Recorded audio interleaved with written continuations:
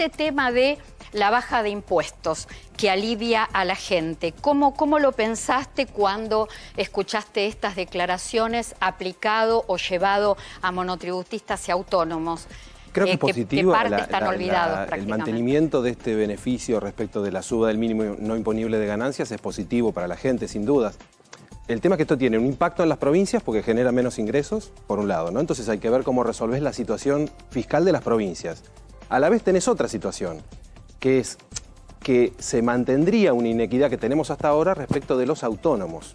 Porque el asalariado, el trabajador en relación de dependencia, percibe un beneficio concreto porque se le sube el mínimo no imponible, entonces tiene un salario mayor para gastar.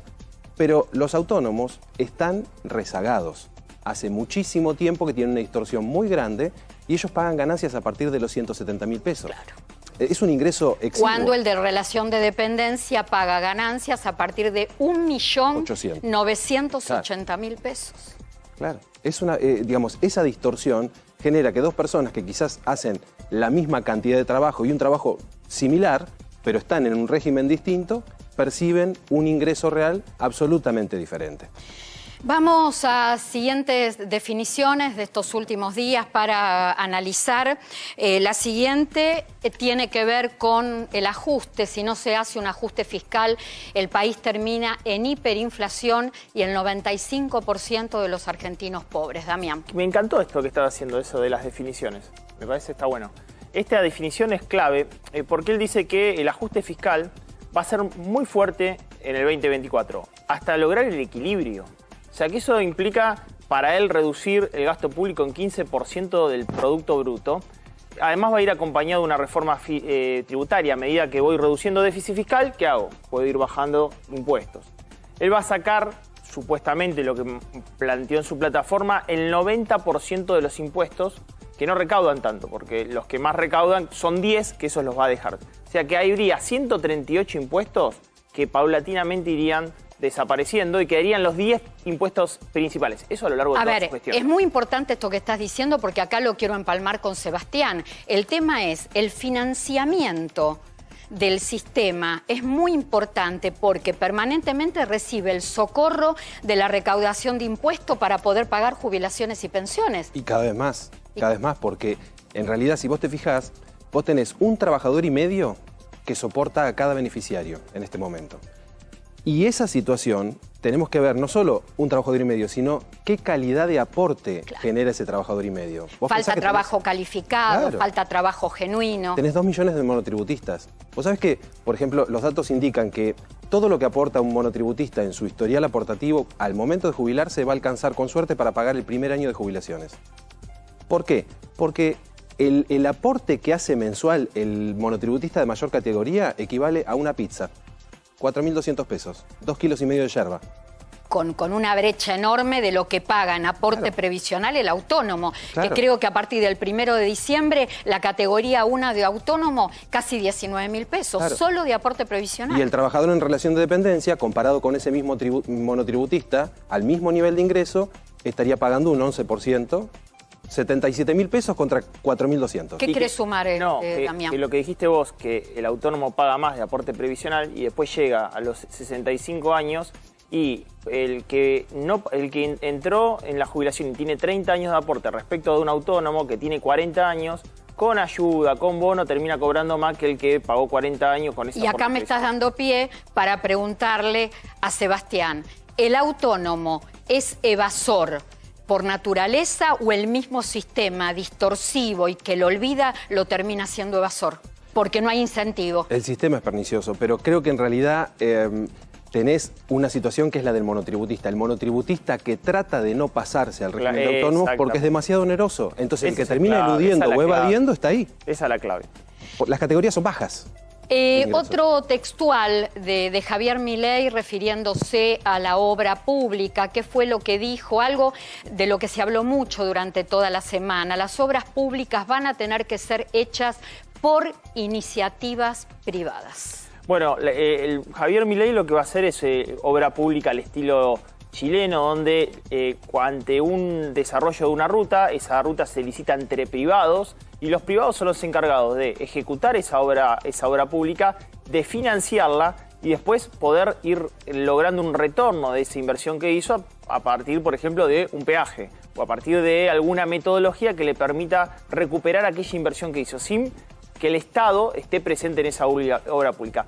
Ahí efectivamente lo que queda por delante, es decir, qué pasa en esos pequeños pueblos, qué pasa en esos pequeños municipios donde el privado no tenga incentivos para tener recupero de inversión. Yo estaba pensando durante la semana cuando veía y escuchaba estas declaraciones, esto de que la obra pública pase a manos privadas, ¿puede llegar a formalizar a ciertos sectores que trabajan en la obra pública? Porque ahora uno de los problemas que tenemos es, uno de los sectores con mayor informalidad, por ejemplo, es la construcción.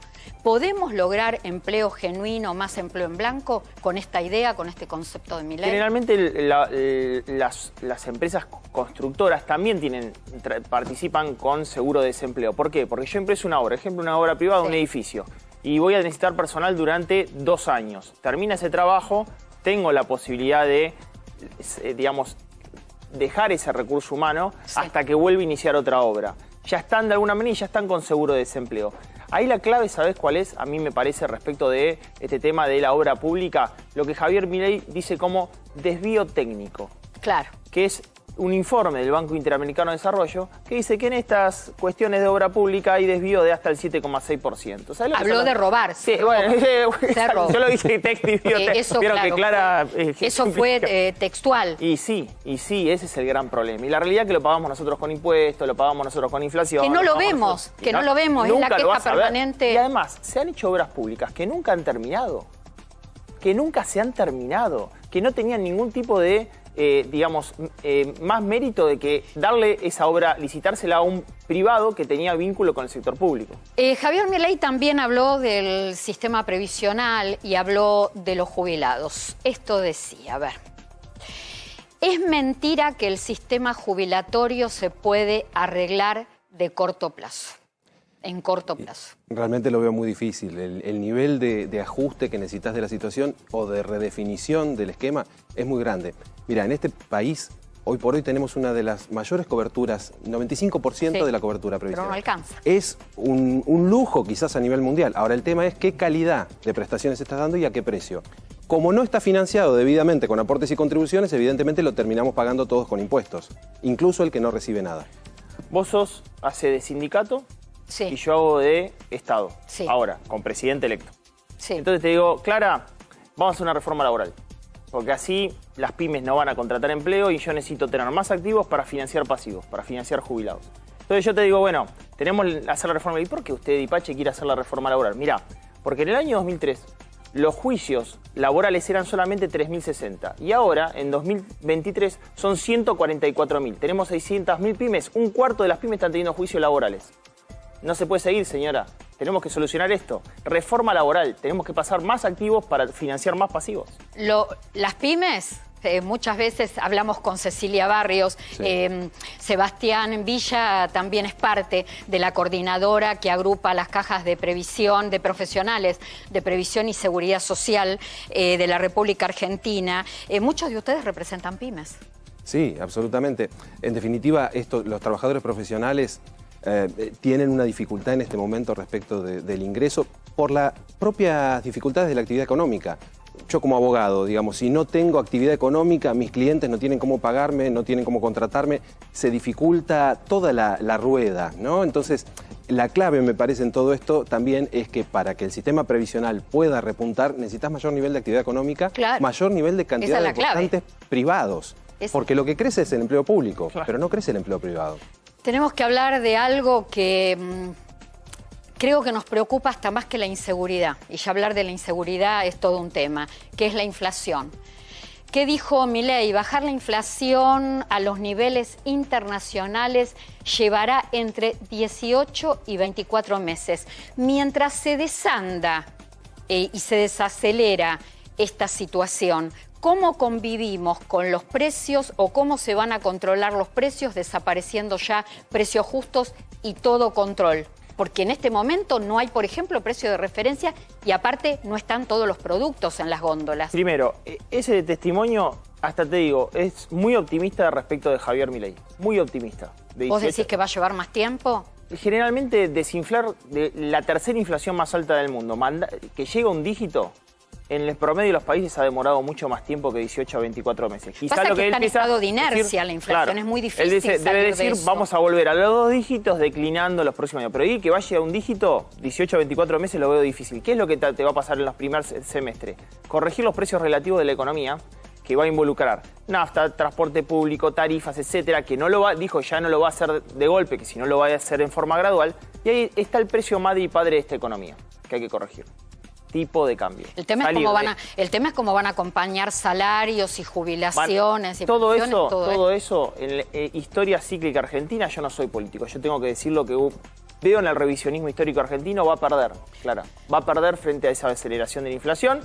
Después, a partir de ahí, la economía se resetea, comienza a crecer y ahí va a recuperar el ingreso. No hay otra forma. Quiero una textual. Me quedó una textual de Javier Milei que seleccionamos, que tiene que ver con el sistema previsional, beneficiarios y aportantes. A ver si la podemos poner al aire, porque quiero el análisis de Sebastián Villa. ¿Qué dijo? ¿Qué dijo Javier Milei? En el sistema previsional aumentaron los beneficiarios sin aumentar los aportantes. Esto es lo que vos mencionabas hace unos momentos, y para que la gente lo entienda, esto es la incorporación y cómo se fueron sumando jubilaciones y pensiones asistidas. Sí, tal cual. Mirá, estaba mirando unos datos. Desde el año 2006 al 2023, 17 años, se duplicó la cantidad de beneficiarios. Ese número no tiene un correlato. Relación con el aportante. Claro, exactamente. Y a la vez también registramos una situación parecida en el caso de los profesionales, donde vemos, pero ahí más por el impacto de la pandemia, ¿sabes? Claro. Es decir, hay menos incorporación, incluso decreció la cantidad de afiliados activos aportantes y aumentó la cantidad de beneficiarios mucho más que lo que aumentaba antes. ¿Por qué? Porque lo que hablábamos de la situación económica tan difícil hizo que en ese momento los profesionales que no eran asalariados en relación de dependencia, que todos los meses podían cobrar su sueldo, no tenían clientes, no tenían forma de cobrar, entonces dijeron, ¿sabes qué? Me jubilo, porque no puedo seguir sosteniendo la situación. Esa crisis, creo que si mejora la economía, como hablábamos recién, esto puede mejorar para los profesionales. Es más que fundamental reactivar el mercado laboral. Sí. Sebastián, ¿qué nos queda? No sé si querés sumar algo más. La verdad que creo que el escenario es complejo, sumamente complejo, pero esperemos que haya un buen diagnóstico. El año que viene va a ser difícil, pero tengamos esperanza de que todo pueda mejorar. Bueno, muchísimas gracias por haber venido. Un gusto haberte tenido, Sebastián Villa.